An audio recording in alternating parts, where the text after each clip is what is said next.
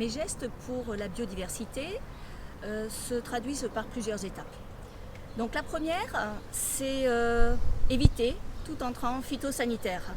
Donc tout ce qui est pesticides, engrais chimiques, limiter tous ces produits-là. Ensuite, la deuxième période a été la mise en place d'une haie.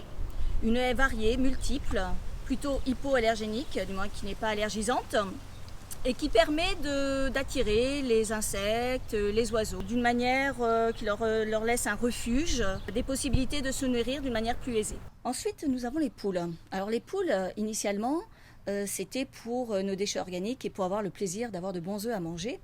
Et on s'est rendu compte assez rapidement qu'elles attiraient d'autres oiseaux qui venaient se nourrir et boire auprès d'elles. La troisième étape, ça a été les prairies. C'est-à-dire on s'est rendu compte, comme on n'utilise pas de produits phytosanitaires, qu'il y avait des plantes multiples et sauvages qui poussaient, comme les coquelicots, on a des pâquerettes, on a des violettes, on a des pervenches. Donc c'est de laisser ces petits espaces sauvages permettent là aussi d'attirer beaucoup d'insectes. Donc on a beaucoup d'insectes pollinisateurs pour nos arbres fruitiers, qui sont mirabelliers, abricotiers, oliviers, le figuier, cerisier. On se rend compte que dans notre terre, comme on n'a pas de produits phytosanitaires, lorsqu'on a travaillé, que je fais des petites plantations, et bien que la terre est très riche en micro-organismes, en vers de terre, qu'elle est très aérée, très légère.